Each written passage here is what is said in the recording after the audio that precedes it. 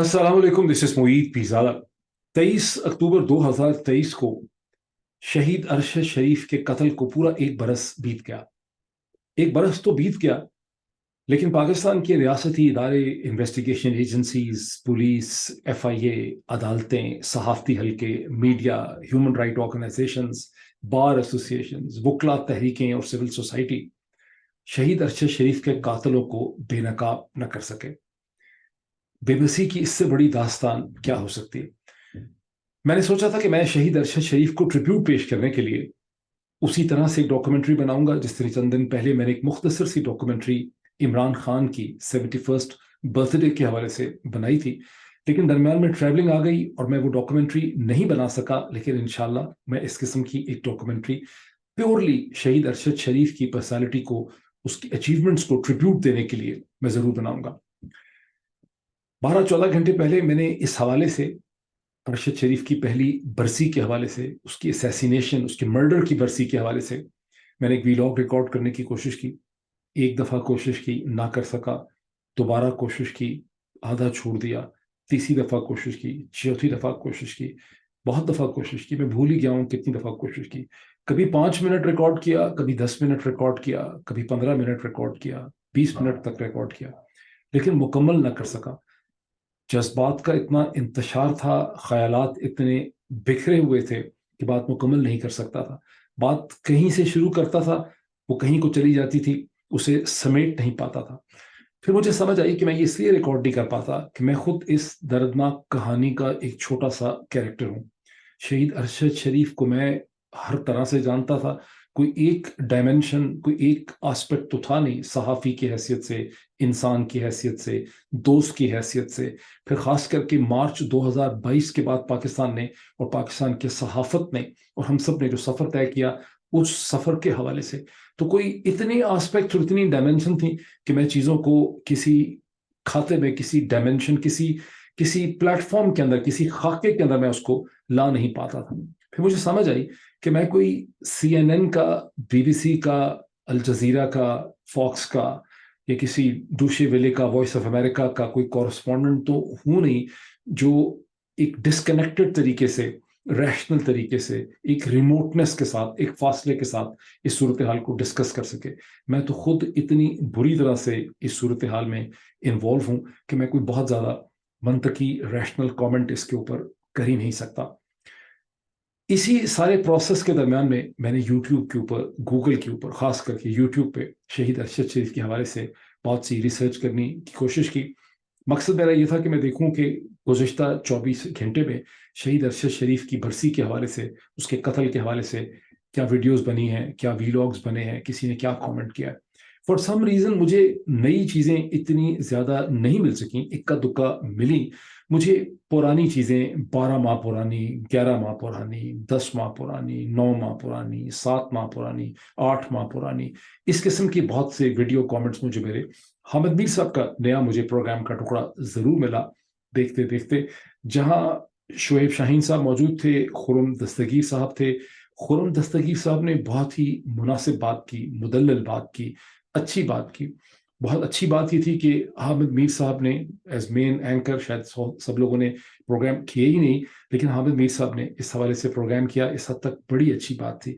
लेकिन शुएब शाहीन से बात करते हुए हामिद मीर साहब ने यह आइडिया प्लांट करने की कोशिश की कि शायद शहीद अरशद शरीफ के कातिल वो भी हो सकते हैं जिन्होंने अरशद शरीफ को पेशावर से ढूंढने में मदद दी या उसे ये कहा कि तुम्हारी जिंदगी खतरे में है।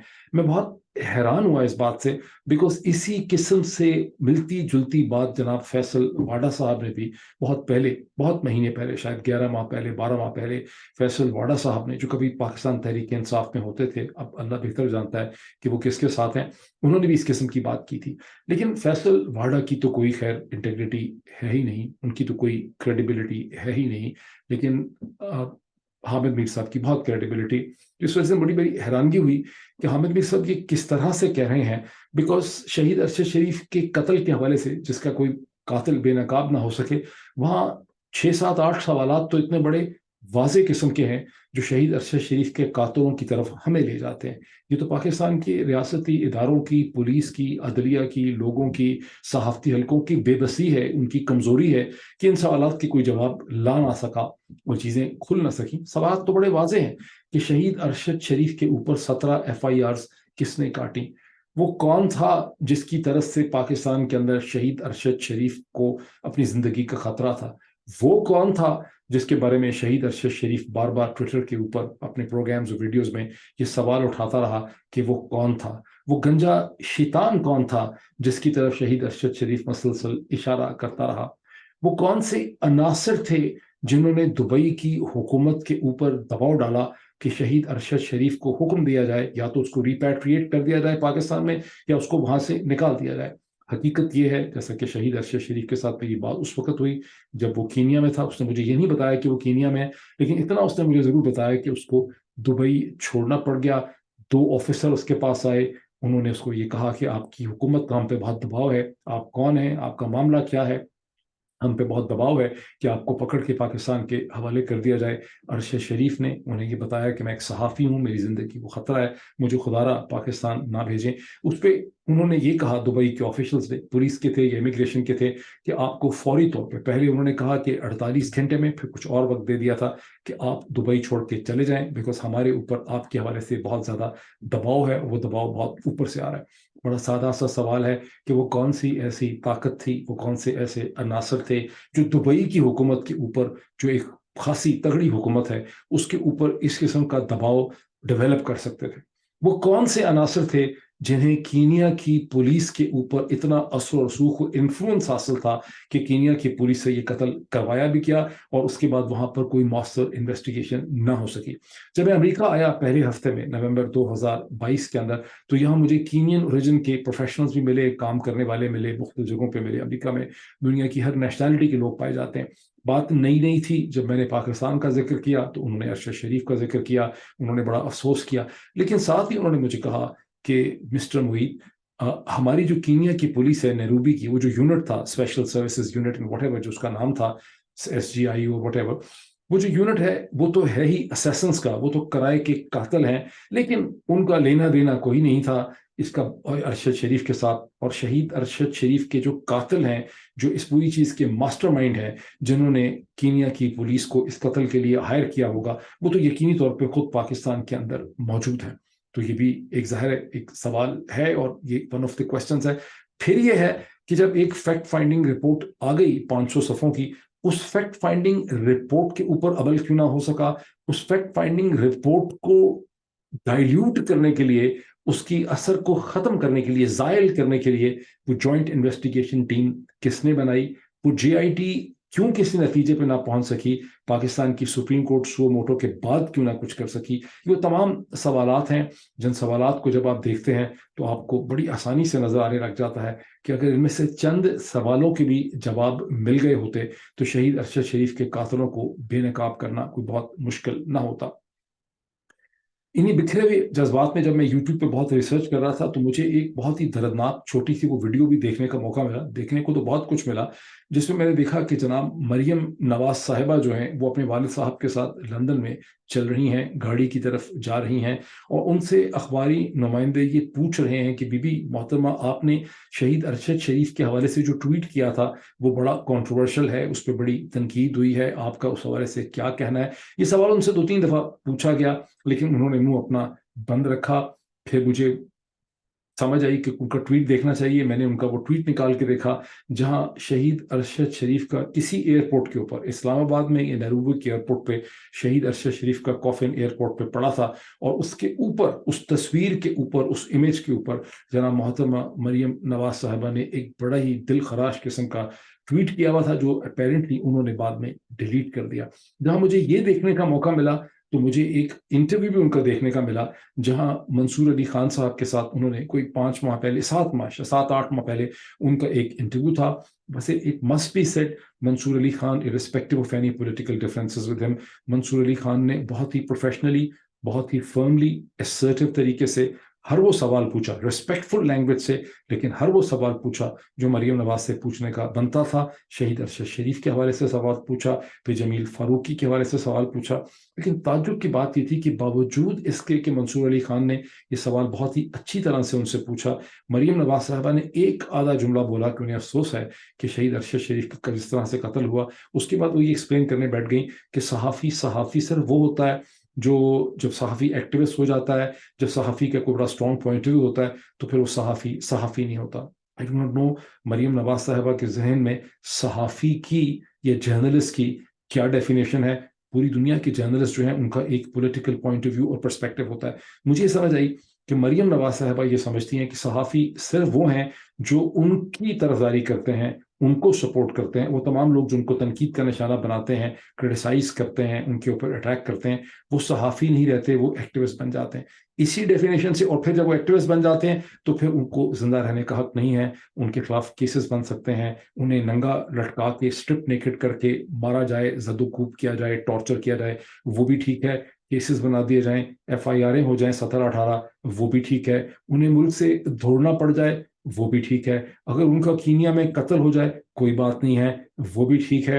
اگر اسی ڈیفینیشن کو منظر پہ رکھیں تو وہ تمام صحافی جو محترمہ مریم نواز صاحبہ کو سپورٹ کرتے ہیں، اس کا مطلب یہ ہے کہ مریم نواز صاحبہ یہ فرما رہی تھیں کہ دوسری سائڈ والے جو ہیں ان کو سمجھنا چاہیے کہ یہ صحافی نہیں ہیں، یہ ایکٹیوسٹ ہیں، اور ان کا بھی قتل، اسٹرپ نیکڈ، مغار پیٹ، زد و کوب اور ٹارچر وغیرہ جو ہے وہ خاصا جائز ہے.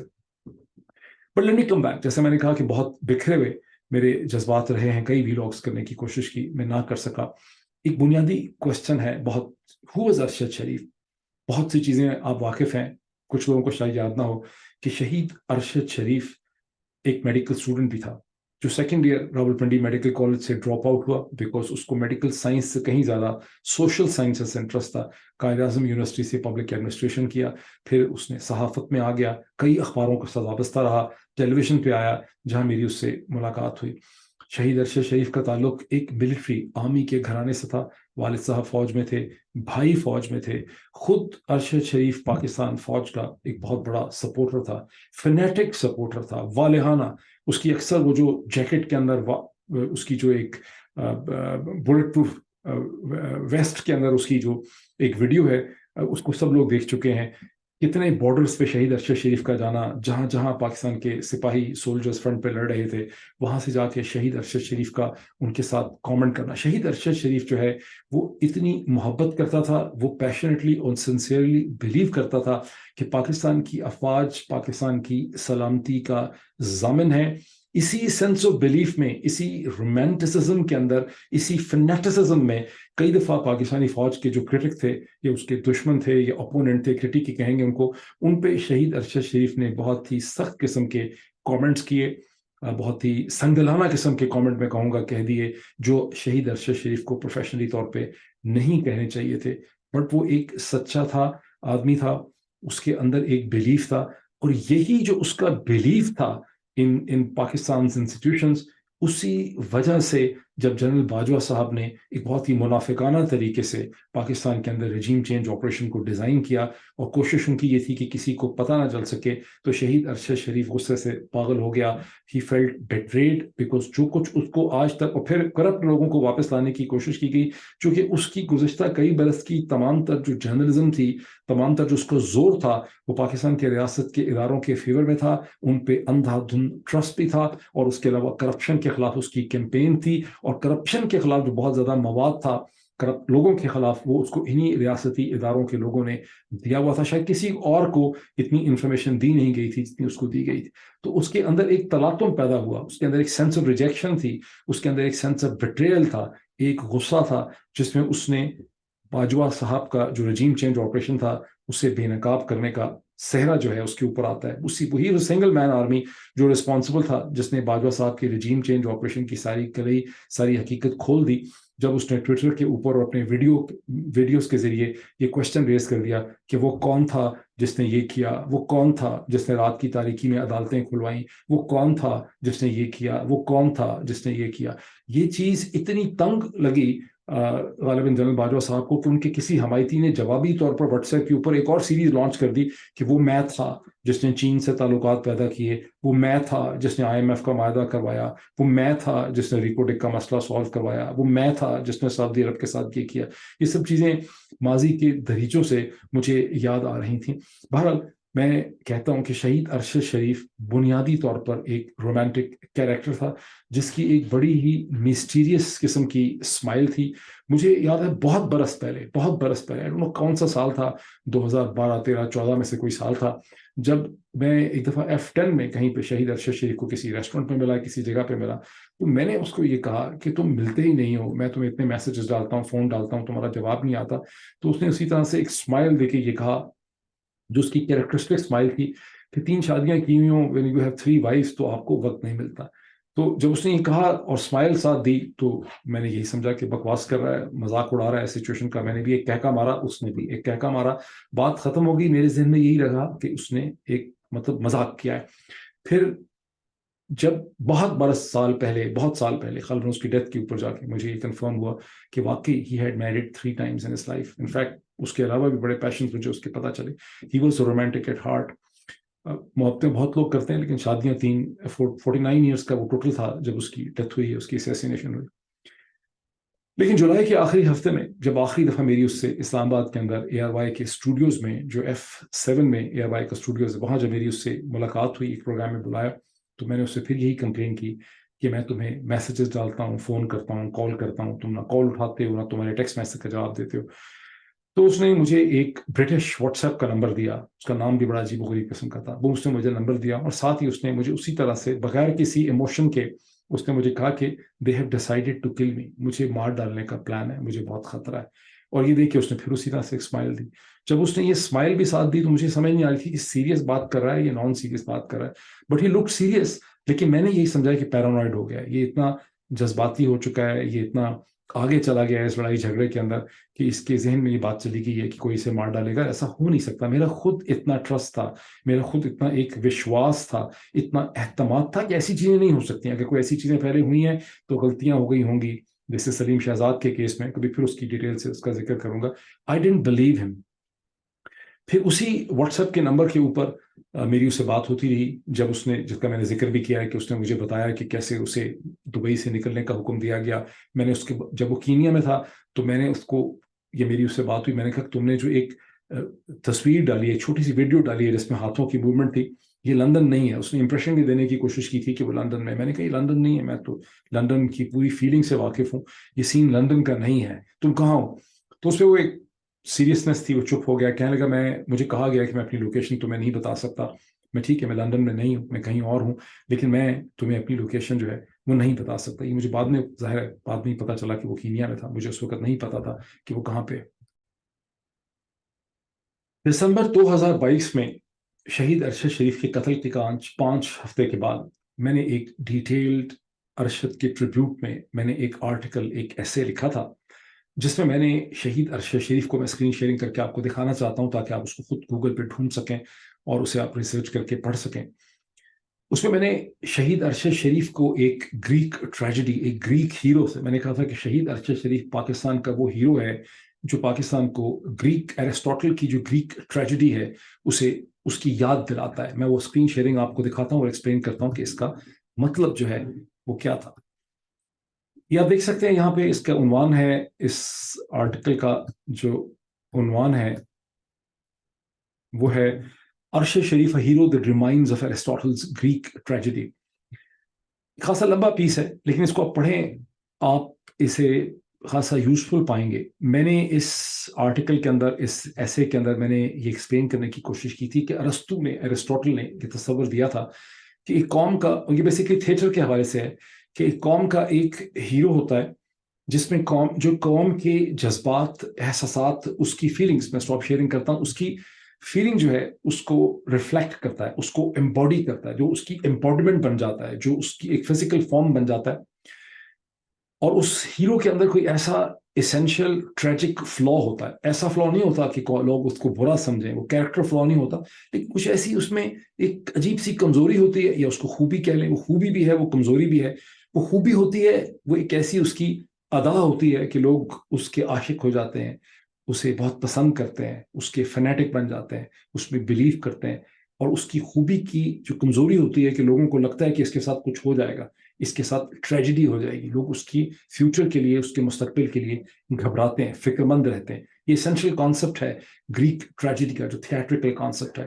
میں کہا شہید ارشد شریف کے اندر جو بولڈنس تھی, جو جرت تھی, جو اخلاقی جرت تھی, اس کے اندر جو ایک سینس آف آنیسٹی تھی, اس کے اندر جو سنسیریٹی تھی, وہی وہ آنیسٹی اور سنسیریٹی تھی جس سے فریفتہ ہوئے پاکستان کے لوگ, اور وہ ان کا ہیرو تھا. اور یہی وہ آنیسٹی تھی, یہی وہ اس کی دیانت تھی, یہی جو اس کی بولڈنس تھی, جس کی وجہ سے لوگ ڈرتے تھے, گھبراتے تھے کہ اسے کچھ ہو جائے گا. مجھے یاد ہے جب میں 92 نیوز میں تھا, میری چھوٹی سی ٹیم تھی, میرا ایک سینئر پروڈیوسر تھا, طاہر خان اس کا نام تھا.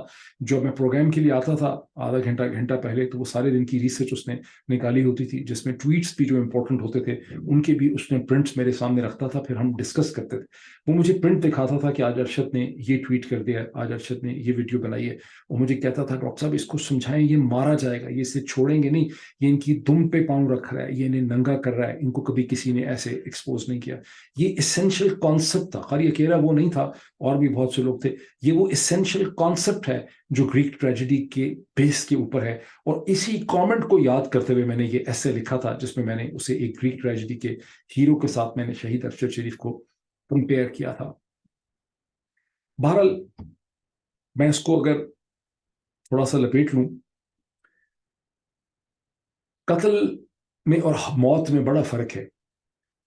موت حادثاتی بھی ہوتی ہے, ایئرپلین کے کریش سے بھی موت ہو سکتی ہے, فلڈ سے بھی ہو سکتی ہے, ڈیزیز سے بھی ہو سکتی ہے. لیکن جب ایک آرگنائز طریقے سے ایک قتل ہوتا ہے اور لوگوں کو پتہ ہوتا ہے کہ قاتل کون ہے, اور جب اس چیز کا آپ انصاف اس پہ نہیں دے سکتے, تو معاشرہ جو ہے وہ زخمی ہو جاتا ہے.